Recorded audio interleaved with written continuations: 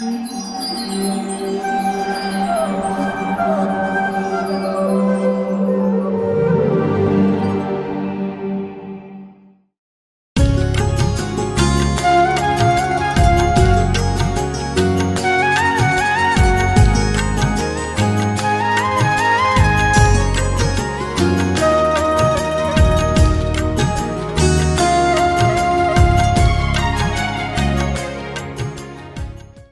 कृष्णा।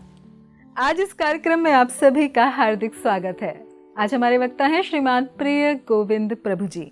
प्रभु जी अंतर्राष्ट्रीय कृष्ण भावनामृत संघ इस्कॉन के संस्थापक आचार्य कृष्ण कृपा मूर्ति अभय चरणारविंद भक्ति वेदांत स्वामी श्रील प्रभुपाद के प्रिय शिष्य परम पूज्य राधानाथ स्वामी महाराज के दीक्षा प्राप्त शिष्य हैं। प्रभु जी सन 2007 में इस्कॉन के संपर्क में आए व सन 2013 में कृष्ण भावनामृत के प्रचार प्रसार हेतु उन्होंने ब्रह्मचर्य आश्रम स्वीकार किया। प्रभु जी अपने स्कूल के दिनों में एक अत्यंत ही मेधावी छात्र रहे हैं, जिन्होंने हाई स्कूल के गणित में 100% अंक प्राप्त किए तथा प्रभु जी ने army institute of technology Pune से कंप्यूटर में इंजीनियरिंग अर्थात बी की डिग्री प्राप्त की है। उन्होंने एक एमएनसी में कार्य करने के दौरान IBM प्रोजेक्ट पर काम किया व गेट की परीक्षा में तो उन्होंने 98% अंक प्राप्त किए और तत्पश्चात उन्होंने बोइंग प्रोजेक्ट्स पर IIT कानपुर से RA करना चुना। इस्कॉन कानपुर मंदिर के उद्घाटन में प्रभु जी की अत्यंत ही महत्वपूर्ण भूमिका रही है। वर्तमान में वे इस्कॉन कानपुर मंदिर के सचिव हैं और कई विभिन्न सेवाओं में संलग्न हैं। प्रभु जी कई युवाओं को परामर्श और मार्गदर्शन देने के साथ ही IIT, HBTU, GCTI, MNIT तथा NIT जैसे विभिन्न प्रतिष्ठित कॉलेजों में कई प्रकार के सेमिनार भी देते हैं। हम सभी का अत्यंत ही सौभाग्य है कि इतने मेधावी व प्रतिभाशाली व्यक्तित्व आज हमारे साथ इस कार्यक्रम में हैं। तो आइए इस सुअवसर का लाभ उठाते हैं व श्रवण करते हैं श्रीमान प्रिय गोविंद प्रभु जी के मुखारविंद से। धन्यवाद। हरे कृष्णा। ओम अज्ञानतिमिरन्धस्य ज्ञानाञ्जनशलाकया चक्षुरुन्मिलितं येन तस्मै श्रीगुरुवे नमः। हरे कृष्णा। आप सभी का पुनः एक बार स्वागत है श्री कृष्ण भगवान की वृंदावन लीलाओं में। हमने पिछले सत्रों में देखा कि किस प्रकार से अनेक असुरों का वध करते करते कृष्ण और बलराम धीरे धीरे बड़े हो रहे थे और कैसे अब उन्होंने बछड़ों को छोड़ के गायों को चराना प्रारंभ कर दिया था। और उसी श्रृंखला में हमने सुना कि कैसे वो तालवन गए और बलराम जी ने धेनुकासुर का वध किया। इसके पश्चात श्रीमद् भागवतम में सुखदेव गोस्वामी परीक्षित महाराज को बताते हैं कि कैसे भगवान ने यमुना में एक कालिया नामक बहुत ही ज्यादा विशाल और विशीला नाग का भी दमन किया। तुरंत परीक्षित महाराज बोलते हैं कि अरे यमुना में इतना खतरनाक सांप कैसे आ सकता है और भला भगवान ने उसको पहले क्यों नहीं मारा। तो जैसे ही उन्होंने ये प्रश्न किया सुखदेव गोस्वामी के मन में बहुत उत्कंठा उत्पन्न हुई और उन्होंने कालिया दमन की लीला बतानी प्रारंभ करी। अभी कालिया दमन की लीला बहुत ही विशेष लीला है। ऐसा बताते हैं कि हमको बहुत सारे भय हैं इस संसार में, लेकिन वो सारे के सारे भय खत्म हो जाएंगे अगर हम ये लीला सुनेंगे तो। अभी लीला सुनने से भय कैसे खत्म हो सकते हैं, तो उसका भी वर्णन आता है कि कैसे जो भय है हमको, वो मेन चीज उसका कारण क्या है, क्योंकि हमको हमेशा लगता रहता है कि मैं ये शरीर हूं और आत्मा तो अजर और अमर है, आत्मा कभी मरती नहीं और शरीर हमेशा मरा हुआ है। तो जब हम ये शरीर की चेतना से बाहर चले जाएंगे तो अपने आप ये जो भय है ये खत्म हो जाएगा।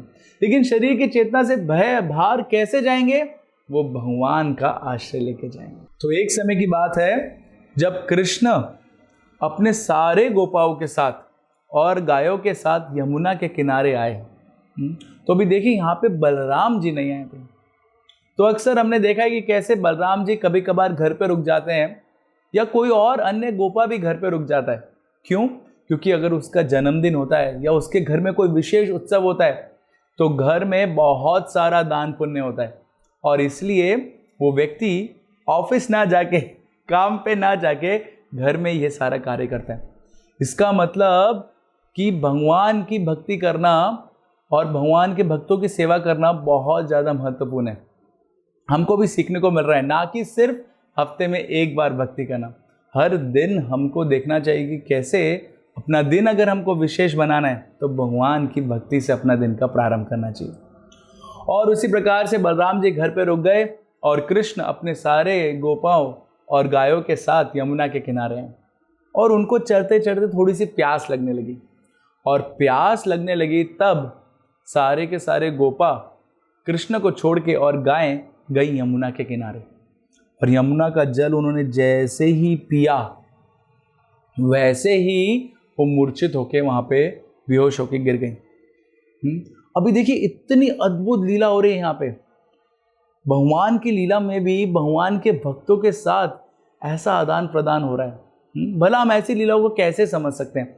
इसलिए परीक्षित महाराज बोलते हैं कि सुखदेव गोस्वामी और लीला मेरे को बताते रहो। जब हमारा श्रवण बहुत ही निपुण होगा तो धीरे धीरे हमारे हृदय में जो कल्मश है वो सारे धुल जाएंगे, और धुलने के बाद फिर हम इन सारी लीलाओं को समझ सकते हैं। परीक्षित महाराज बताते हैं सुखदेव गोस्वामी को कि आप जब ये लीला बता रहे हैं मेरे को, तो बताते हैं ब्राह्मण भागवतस्तस्य भूम्ना स्वच्छंदवर्तिना गोपालदार चरितम कस्तृप्य अमृतम जुषम। वो बताते हैं कि ये जो भगवान की लीला है ना, साधारण नहीं है। भगवान अपनी ही मर्जी से, बताते हैं स्वच्छंदवर्तिना, भगवान क्या है किसी कर्म में बंधे नहीं है। भगवान अपनी ही इच्छा से सारी लीलाएं करते हैं, और इस लीला का उद्देश्य क्या होता है कि जो भक्त है उसको और आनंद मिले, और जो भक्ति करना प्रारंभ कर रहा है उसके हृदय का शुद्धिकरण हो जाए। तो देखिए भगवान की लीला, और इसलिए वो बताते हैं कि कौन संतुष्ट हो सकता है ये सारी लीलाओं को सुनने से। और फिर तब वो ऐसा वर्णन करते हैं तो फिर सुखदेव गोस्वामी उनको बताना शुरू करते हैं कि कैसे वो जो इतने सारे गोपा और गाय थी वो मूर्छित होकर मृत्यु को प्राप्त हो गए। और ये देख के भगवान ने देखा कि कैसे वो मृत्यु को प्राप्त हो गए। तुरंत भगवान ने अपनी शक्ति से उनको पुनर्जीवित कर दिया। परंतु भगवान का स्मरण हुआ कि ये कार्य क्यों हुआ था, क्योंकि इन्होंने यमुना का जल पिया था। अभी यमुना का जल पिया था तो मृत्यु क्यों हो गई? क्योंकि यमुना में उस जगह पे एक बहुत ही विषीला, जिसके अंदर बहुत ही ज्यादा विष था, 1000 फनों वाला एक सांप रहता था जिसका नाम था कालिया। भगवान ने सोचा कि इस कालिया को यहां से भगाना पड़ेगा, अन्यथा बहुत सारे वृंदावन वासी ये जल प्राप्त करके पी के उनको हानि हो सकती है।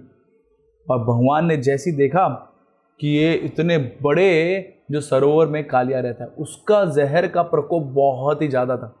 ऐसा बताते हैं कि किस प्रकार से जो वो जलाशय था उसकी बूंद कभी कभार बाहर गिरती थी, क्योंकि उसके अंदर इतना जहर हो गया था कि हमेशा खौलता रहता था। और खौलने की वजह से कभी कभार कुछ छींटे बाहर गिरते थे तो जहां पे गिरते थे वो धरती भूमि बंजर हो जाती थी। वो जो वृक्ष होते थे वो मर जाते थे। कोई भी जानवर उसका जल ग्रहण करता था तुरंत उसकी मृत्यु हो जाती थी। यहाँ तक कि उसकी तो भाप थी उबलने से, वो भी इतनी विषैली हो चुकी थी कि ऊपर से आकाश से कोई पंछी अगर उसके ऊपर से जा रहा है तो तुरंत वो भाप लेते ही वो भी मृत्यु को प्राप्त हो जाता था। तो इतना ज्यादा प्रकोप हो गया था कालिया के उस विष का वृंदावन में, यमुना में। तो भगवान ने सोचा कि कैसे अभी मेरे को इस कालिया को यहाँ से भगाना है। और फिर भगवान ने अपने कपड़े टाइट किए। देखिए भगवान भी क्या है, वो अगर युद्ध करने के मूड में जा रहे हैं तो वैसे भगवान को कोई प्रिपरेशन की जरूरत नहीं है, लेकिन फिर भी अपने भक्तों का मन मोहने के लिए भगवान ने क्या किया, तो वर्णन आता है कि भगवान ने जो कमर पट्टा था उसको टाइट कर लिया। तो कुछ काम करने जाते हैं ना, एकदम कपड़े टाइट कर लेते हैं, बीच में कुछ हो गया खुल गया तो। और उसके बाद भगवान ने अपने जो इतने घुंघराले केश थे उनको भी बांध लिया, क्योंकि स्विमिंग करने जा रहे हैं अभी, तो स्विमिंग करने जाएंगे तो वहाँ पे केश आगे नहीं आने चाहिए। और फिर भगवान ने अपनी बांसुरी को अंदर डाला और चढ़ गए एक कदम के वृक्ष के ऊपर। तो कालिया घाट पे आज भी उस कदम के वृक्ष के अवशेष हमको मिलते हैं। अभी वो कदम का वृक्ष जो था वो बहुत ही हरा भरा था, वो भगवान का स्प्रिंग बोर्ड बना यमुना में छलांग मारने के लिए। अभी ये वृक्ष हरा भरा क्यों था? तो उसका वर्णन आता है कि कैसे एक समय की बात है जब गरुड़ देव अमृत लेके जा रहे थे तो कुछ अमृत की बूंदें उस वृक्ष के ऊपर गिर गई थी, इसीलिए कालिया के विष से भी वो वृक्ष की मृत्यु नहीं हुई थी। तो भगवान उस वृक्ष के ऊपर चढ़े और उन्होंने खूब तेज छलांग लगाई। किसके अंदर? यमुना के अंदर। अभी भगवान तो छोटे से बालक 6-7 साल के अपनी पौगंड लीला कर रहे हैं, परंतु जब उन्होंने छलांग लगाई तो हमको पता चल जाता है कि कैसे भगवान है। तब भगवान ने छलांग लगाई तो यमुना का जल इतना ज्यादा बढ़ गया और बाहर आया किनारे में। ऐसा बताते हैं कि 100 धनुष जितना लंबाई वो जल आगे चला गया यमुना से। इतना भगवान की छलांग का प्रभाव था उस जल के ऊपर। तो जैसे ही ऐसा हुआ, भी कालिया तो अपना मग्न था अपनी लीलाओं में अपने परिवार वालों के साथ। जैसे ही उन्होंने ये सुना, उसने वो भी सोचने लगा कि किसने मेरी यमुना में प्रवेश किया है, क्योंकि उसको बहुत अहंकार हो गया था कि कोई मेरी यमुना में कैसे आ सकता है। देखिए, यही अहंकार होता है किसी व्यक्ति में जब वो स्वयं के भोग के लिए ही हर एक वस्तु को प्रयोग करता है। हालांकि भगवान ने हर किसी को उसका कोटा भोगने का दे रखा है। श्री ईशोपनिषद में बताते हैं, ईशावास्यम इदम सर्वम। भगवान ने, देखिए, भगवान ही सारी चीज़ों के मालिक और भगवान ने हर किसी को उसके हिसाब से कोटा दे रखा है और व्यक्ति को उतना ही लेना चाहिए। परंतु उससे ज़्यादा जब लोभ बढ़ जाता है और जब अहंकार बढ़ जाता है और हम किसी के साथ शेयर नहीं करते हैं, तो वो कैसा मनोभाव है? वो कालिया जैसा मनोभाव है। इसलिए ये जो सांप की योनि है, इसको द्वेष का प्रतीक बताते हैं सांप की योनि को। इसलिए वो जहर जो होता है वो सबको मारते रहते हैं। तो जब कालिया को ये दिखा और द्वेषपूर्ण उसका पूरा हृदय एकदम भौखला गया और कालिया ने देखा किसने वहाँ पे छलांग लगाई है। और जब कालिया देखने के लिए पहुंचा तो भगवान कृष्ण को भला किससे डर लगता है। तो ऐसा वर्णन आता है कि भगवान कृष्ण वहां पे अनेकों तरीके से करतब करने लगे जल के अंदर ही। तो ऐसा बताते हैं जैसे कोई मदमस्त हाथी कभी कभार स्नान करने के लिए जाता है तो कैसे अपने ऊपर पानी डालता है, एकदम निर्भय होके इधर उधर तरीके से खेलता है, वैसे ही श्री कृष्ण भगवान खेल रहे थे। और ये खेल और उस खेल की आवाज़ कालिया को बिल्कुल भी अच्छी नहीं लग रही थी। कालिया बहुत ही ज़्यादा क्रोधित होके तुरंत आया भगवान के पास और भगवान के छाती पे उसने डस मार दिया। परंतु भगवान को क्या होना था? कालिया ने देखा कि कुछ नहीं हुआ। उसने तुरंत अपने शरीर का प्रयोग किया और अपनी कुंडली में भगवान को बांध लिया और बांध के उसने कृष्ण को अपनी कुंडली में जब रखा था तो वहाँ पे बताते हैं कि दूसरी तरफ सारे वृंदावनवासी उनको ये खबर पहुँच गई थी, क्योंकि जो गोपा को वापस जीवित किया वो जाके बता दिए कि कैसे भगवान यमुना में प्रवेश कर गए हैं जहाँ पे कालिया रहता है।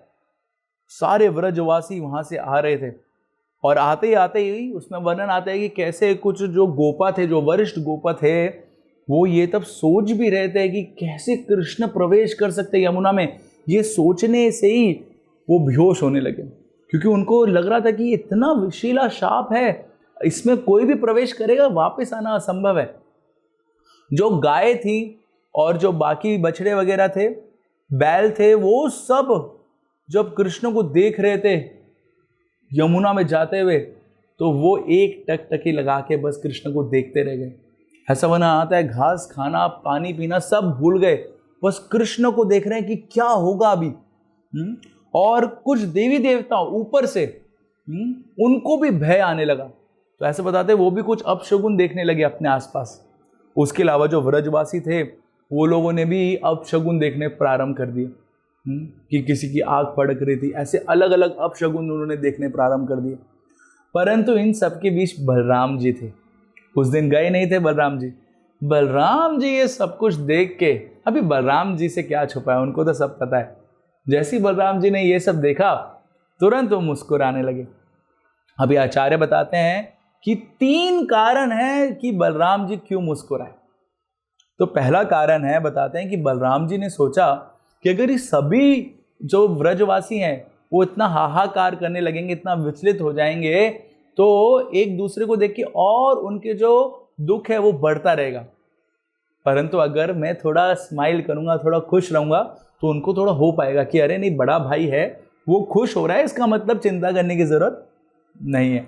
दूसरा कारण जो बलराम जी इतने प्रसन्न हुए वो इसलिए क्योंकि बलराम जी ने देखा कि कैसे उनके ही जाति के, क्योंकि बलराम जी क्या है, वो शेष हैं, अनंत शेष, जिन्होंने पूरी पृथ्वी को धारण कर रखा है। भगवान की सरसैया के भी बिस्तर बनते हैं बलराम जी। बलराम जी ने देखा कि मेरी जाति का ये जो सांप है, इसके ऊपर कृपा करने के लिए आज भगवान ने छलांग लगाई। तो भगवान बलराम जो थे वो प्रसन्न हो गए। तीसरा कारण ये आता है क्योंकि बलराम जी को ज्ञात था कि कालिया की शक्ति के इतनी क्षीण है, कालिया की शक्ति भगवान की शक्ति के सामने कुछ भी नहीं है। तो इसलिए उन्होंने, बलराम जी ने फिर से थोड़ा मुस्कुराया। और यहाँ पे सब नंद बाबा, यशोदा माई सब जाना चाहते थे यमुना में कृष्ण को बचाने के लिए। बलराम जी ने उनको पकड़ा, मत जाइए, आप, कृष्ण तो संभाल लेंगे परंतु आपको कौन संभालेगा। तो तुरंत बलराम जी ने उनको पीछे किया और वहाँ पे जो वो सरोवर में, यमुना में, जब कृष्ण कालिया के कुंडली में फंसे हुए थे, तो जो गोपियाँ थी, गोपियाँ उन्हें हंसना बंद कर दिया और पूरे दुख में उनका माहौल हो गया। जो कुछ वरिष्ठ गोपियाँ थी जिन्होंने कृष्ण को दूध पिलाया था, वो भी इतनी विचलित होने लगी यशोदा माई के साथ कि वो भी ध्यान करने लगी कि अभी क्या होगा। इतने ही देर में भगवान ने एक और उनका उत्साह बढ़ाने के लिए, उनकी उत्कंठा बढ़ाने के लिए, भगवान का स्मरण करने की क्या किया, वो कालिया की जो कुंडली थी उस कुंडली के साथ जल से बाहर निकले। जैसी जल से बाहर निकले सारे व्रजवासी की हाय हाय, कृष्ण जो है कालिया की कुंडली में आ गया, अभी क्या होगा। और ऐसा सब विचार करने लगे। भगवान पूरे एक मुहूर्त 48 मिनटों तक कालिया के कुंडली में रहे। तब इतना ज्यादा प्रकोप हो रहा था, कालिया के नाक से बहुत तेज तेज जो श्वास है वो बाहर आ रहा था और उसकी आंखों से मान लो अग्नि बाहर आ रही थी। इतना ज्यादा वो कालिया क्रोधित हो गया था। परंतु सारे व्रजवासी जो उच्चेतित हो रहे थे, भगवान ने उनको वापस शांत करने के लिए तुरंत अपना आकार बढ़ाना शुरू कर दिया। तो कालिया जो उसने कुंडली में बांध के रखा था भगवान को, वो ज्यादा देर तक भगवान को अपनी कुंडली में बांध नहीं पाया। उसने सोचा कि अभी ये कौन आ रहा है जो धीरे धीरे धीरे धीरे धीरे धीरे मेरी कुंडली को छुड़वा रहा है। और भगवान वहां से बाहर निकले। जैसे ही भगवान बाहर निकले, सारे व्रजवासियों को थोड़ी सांस में सांस आई कि अरे कृष्ण अभी भी सुरक्षित हैं। और फिर भगवान लगे कालिया का चक्कर लगाने के लिए, इधर उधर सारी जगह घूमने लगे। और ऐसा बताते इतनी फुर्ती के साथ घूम रहे थे कि सर्प होते हुए भी कालिया इतनी फुर्ती के साथ भगवान का पीछा नहीं कर पा रहा था। और करते करते करते करते कालिया एक समय बाद बहुत ही ज्यादा परास्त अवस्था में थक गया। तब भगवान ने सोचा कि अभी इन सभी वृंदावन वासियों को प्रसन्न करने के लिए कुछ नाच करा जाए, कुछ डांस किया जाए। अभी भगवान का जो नृत्य है वो मामूली नृत्य नहीं है। भगवान का जो डांसिंग फ्लोर है वो भी मामूली नहीं है। तो भगवान ने क्या किया, अपने बाएं हाथ से कालिया के एक फन को दबाया और तुरंत उस फन के ऊपर जाके बैठ गए। और फिर भगवान ने क्या किया, अपनी बांसुरी निकाली, बांसुरी बजाना प्रारंभ किया और अलग अलग जो कालिया के फन थे उसके ऊपर नृत्य करना प्रारंभ कर दिया। तो ऐसा वर्णन आता है कालिया के 1000 फन थे, उसमें से 108 जो मुख्य फन थे उनके ऊपर भगवान ने नृत्य करना शुरू किया। और जब भगवान नृत्य कर रहे थे, एक के बाद एक पैर रख रहे थे, तो वो फनों में जितना जहर था, कालिया के मुंह से सारा जहर बाहर निकलने लगा। और भगवान का नृत्य देखकर सारे देवी देवता वो भी अलग अलग प्रकार के वाद्य पदार्थों को बजाने लगे भगवान को और आनंद देने के लिए। और ये सब जब देख रहे थे व्रजवासी, तो वो सोचने लगे कि अरे ये क्या हो रहा है, इतना सुंदर नृत्य कृष्ण का। अभी देखिए, कृष्ण जैसा नृत्य सिर्फ कृष्ण ही कर सकते हैं। क्योंकि जनरली बताया जाता है कि सांप का जो सिर होता है वो बहुत ही चिकना होता है, उसको तो आप नाचना दूर की बात पकड़ भी नहीं सकते, आपके हाथ से निकल जाएगा। परंतु ऐसे जगह पे भी भगवान श्री कृष्ण जो नटवर हैं, नटवर राज हैं, है ना, वृंदावन नटवर, वो वहाँ पे नृत्य करने लगे। और वो नृत्य इतना मनमोहरा था, और नृत्य तो कर रहे थे परंतु ऐसा डर डर के नहीं, बांसुरी बजाते हुए नृत्य कर रहे थे भगवान। और कभी एक फन से दूसरे फन पे, दूसरे फन से तीसरे फन पे, ऐसे करते करते कालिया के सारे हजारों फनों में से भगवान ने सारा विष निकाल दिया। और कालिया अभी उगलने लगा, क्या? खून उगलने लगा। जी हाँ, कालिया के जो श्वास थी वो बहुत तेज हो रही थी, और धीरे धीरे कालिया उसको लग रहा था कि अब मेरा कुछ नहीं हो सकता। तब इतना ज़्यादा प्रताड़ना से कालिया जा रहा था, तुरंत उसके मन में एक विचार आया। क्या विचार आया? तो कालिया की जो पत्नियां हैं, जो नाग पत्नी जिनको बोलते हैं, वो भगवान की बहुत विशेष भक्त है, और वो बार बार कालिया को भगवान का स्मरण करने के लिए बताया करती थी। परंतु कालिया तो अपना मग्न था, उसको इतना घमंड था, वो कभी भी भगवान का स्मरण नहीं करता था। परंतु ये परिस्थिति में जब उसकी मृत्यु आने वाली थी और उसको लगा कि अब कोई और चारा ही नहीं है, उसने स्मरण किया कि मेरी पत्नियों ने बताया था कि ये भगवान का स्मरण करना चाहिए, भगवान की शरण हमको जाना चाहिए। और उसने स्मरण किया, परंतु मैंने तो इतना घोर पाप कर दिया, मैं भगवान की शरण कैसे जाऊंगा? इतना ही कालिया सोच रहा था, उतने ही देर में क्या हुआ, नाग पत्नी, जो कालिया की पत्नियां थी, उन्होंने सोचा कि अभी कालिया पूरी तरीके से परास्त हो चुका है। उसके हृदय में विलाप उत्पन्न हो रहा है कि मैंने ये गलत कार्य कर दिया है, और वो भगवान की शरण लेना चाहता है। देखिए, जब कृष्ण ने कालिया का दमन करना प्रारंभ किया तो नाग पत्नियों को दुख नहीं हो रहा था। हालांकि उनके पति था, थोड़ा सा दुख था, लेकिन वो खुश थी, क्योंकि अगर कृष्ण के द्वारा कोई भी असुर मारा जाता है तो उसको विशेष गति प्राप्त होती है, जैसे हम सुनते हैं पूतना को, अगासुर को, इत्यादि को। तो इसलिए प्रसन्न थी कि हमारा पति जो आसुरिक भाव का है, कृष्ण द्वारा उसका दमन किया जा रहा है। परंतु बाद में जब उन्होंने देखा कि हमारा पति भी अभी भक्त बन रहा है और भगवान की भक्ति करने की इच्छा उत्पन्न कर रहा है, तो भक्त को देख के वो नाग पत्नी गई भगवान के पास प्रार्थना करने के लिए। और प्रार्थना करने के लिए सर्वप्रथम उन्होंने अपने बच्चों को आगे किया, और फिर उसके बाद भगवान के सामने वो प्रकट हुई।